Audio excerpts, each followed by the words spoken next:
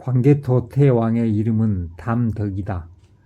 고구려 사략에 의하면 소수림왕은 둘째 아들이 태어나자 담덕으로 이름을 짓는다.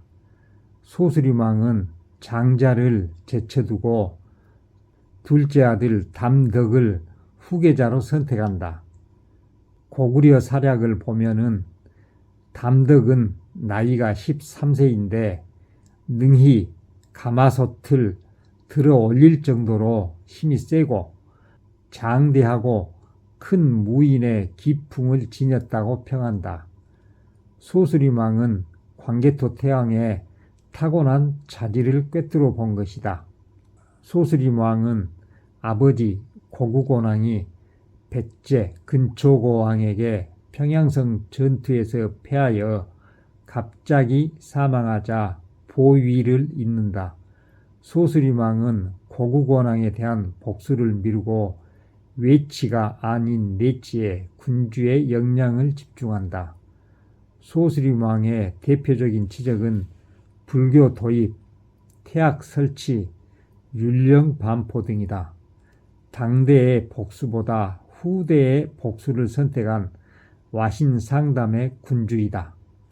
소수림왕은 사망하기 직전 동생 고국양왕에게 보위를 넘기며 훗날 아들 담덕이 성장하면 그때 보위를 물려주라고 유언한다. 소수림왕의 유언은 지켜지고 고국양왕은 담덕이 18세 되던 391년 전격적으로 보위를 넘긴다. 이렇게 해서 우리 역사의 최고 정복군주 광개토 태왕은 아버지 소수림왕의 선택과 작은아버지 고국양왕의 배려에 힘입어 탄생한다. 광개토 태왕의 묘호는 국강상 광개토경 평안 호태왕이다. 일반적으로 국강상은 천하에 으뜸가는 국가를 다스리는 왕, 광개토경은 고구려 광역을 확장시킨 광개토왕의 외치와 내치의 업적을 기린 사후에 붙여진 시호이고, 평안은 걱정과 근심이 없는 평화로움으로 나라와 백성을 편안하게 만드는 치세의 표현이다. 호태왕은 광개토왕의 특별 왕호로 이해한다. 광개토 태왕은 천하의 으뜸국가 고구려를 지배하고 다스린 왕 중의 왕이다. 호태왕 칭호는 광개토 태왕만을 위한 특별한 묘호가 아니고 광개토 태왕에 의해 처음 제정되어 고구려가 멸망할 때까지 사용된 특별 왕호이다. 광개토 태왕은 우리 역사가 최고로 손꼽는 정복군주이다.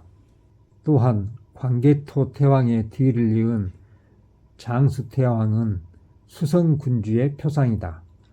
고구려는 광개토 태왕과 장수태왕의 등장으로 역사상 최고의 전성기를 맞는다.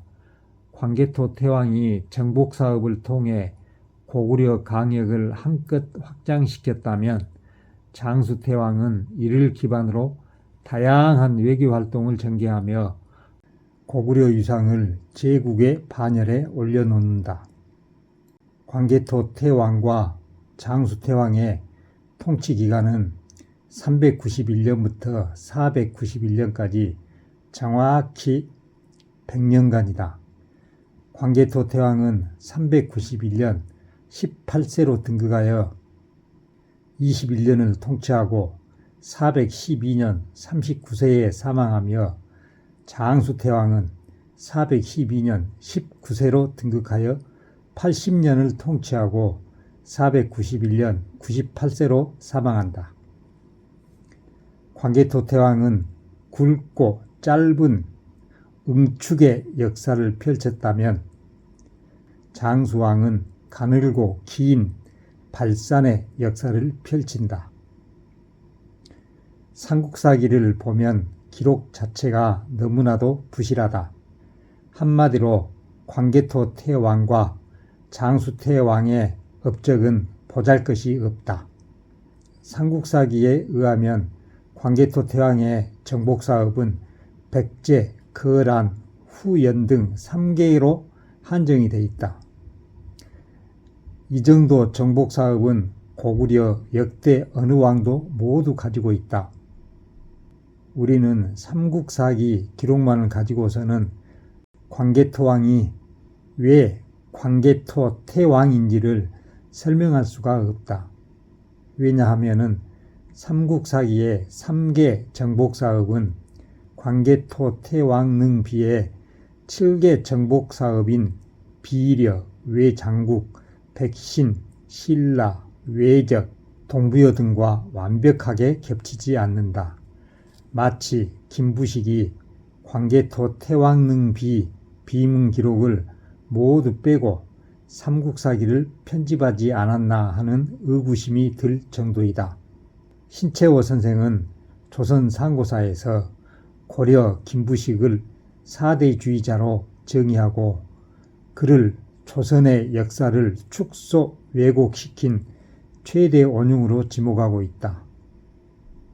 고려 인종 13년 묘청과 김부식의 대결에서 김부식이 승리한 걸 조선 역사상 1000년간의 최대 사건이라고 지칭하면서 예석해하고 그때부터 우리 역사가 사대주의적 관점으로 심각하게 훼손되었다는 취지로 말을 한 적이 있다. 삼국 중에서 특히 고구려 역사에 대한 축소 왜곡이 심하고 분량도 적을 뿐더러 좀 심하게 말하자면 온통 중국에 조공했다는 말뿐이다. 조공이란 속국이 종주국에 주기적으로 예물을 바치는 행위를 일컫는 말인데 고구려 최전성기를 이끌었던 장수왕이 삼국사기 고구려 봉기 장수왕 편의 기록을 보면 아예 당시 중국 남북조 시절의 왕조인 북위와 유송에 조공했다는 말로 도배가 되어 있다. 장수왕이 중국 남북조 왕조 사이에서 적절히 외교적인 행위를 한 걸 모조리 조공했다로 기록하고 있다. 설령 강대국에 외교적인 예물 방문을 했다 치더라도 많고 많은 역사적 사실 중에서 굳이 이런 걸 집중적으로 기록할 하등의 이유가 없어 보이는데도 집중적으로 기록해 놓고 있다. 단편적인 사실이지만 이런 점을 보면 김부식에 대한 신채호 선생의 분노가 이해가 갈 수밖에 없다.